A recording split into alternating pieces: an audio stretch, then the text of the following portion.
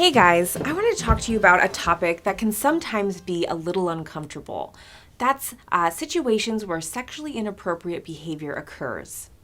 Now, I realize that this can really be an uncomfortable time for you and perhaps your loved one who's living with dementia. And I at times think the term sexually inappropriate behavior, maybe that's not the best way to describe it, because more than likely, your loved one with dementia doesn't know that their words or actions are inappropriate in the set of circumstances. But again, that doesn't make it any less awkward or uncomfortable for those involved. So I want to provide some tips on how you can react to those situations, but also some tips on how to be proactive to hopefully prevent those situations from occurring. So, in situations where you need to react to a sexually inappropriate behavior or sexual expression, first, remain calm.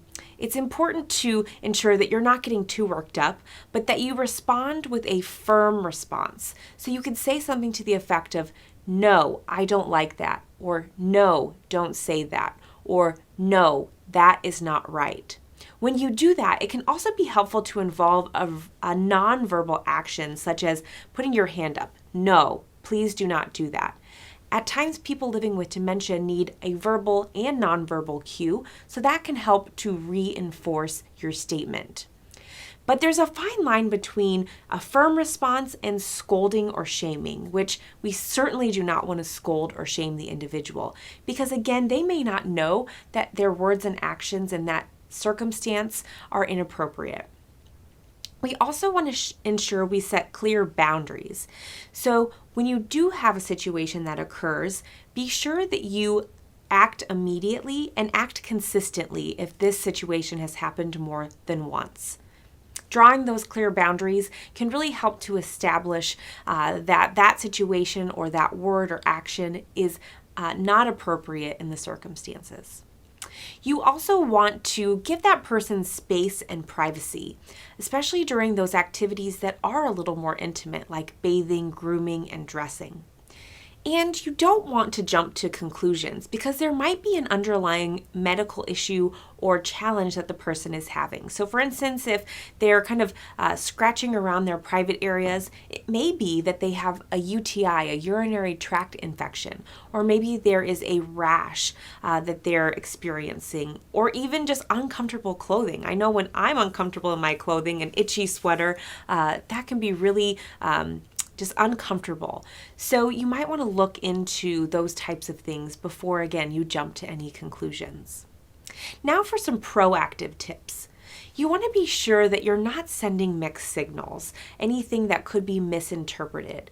So depending on, your relationship to your loved one, terms of endearment like honey or sweetie, those might be misinterpreted. Same as hugs and kisses. That might be a great way for us to show affection, but there are other non-sexual forms of intimacy that we can provide our loved ones on a regular basis that can hopefully help to curb any sexually inappropriate behaviors. So those non-sexual forms of intimacy are things like hand holding or rubbing that person's back, giving them a little shoulder massage or a scalp massage. Ooh, I love when somebody gives me a little scalp massage. So that can be a way that you show your loved one that you are connected to them, that you're there to support them, and that you love them. Something else you might want to consider is if your loved one is taking off their clothes in public or in inappropriate situations, that you ensure that their clothing is comfortable, that they're not getting too hot and wanting to take off their clothes. You might also opt for a little more challenging clothing to remove during outings, like overalls, or make sure that there's a belt with their jeans. Just a little more challenging to take off. So that might be a way you can prevent those types of inappropriate behaviors. You might also, during those more intimate activities like bathing, grooming, those types of things, to provide extra space and extra privacy. I have a whole tips video on privacy during bathing, so I hope you check that out. And then finally, try redirecting. I offer that tip in a lot of my videos just because it works in so many situations. So if you can tell that there might be an inappropriate situation that occurs, redirect the individual. That helps a lot of the time.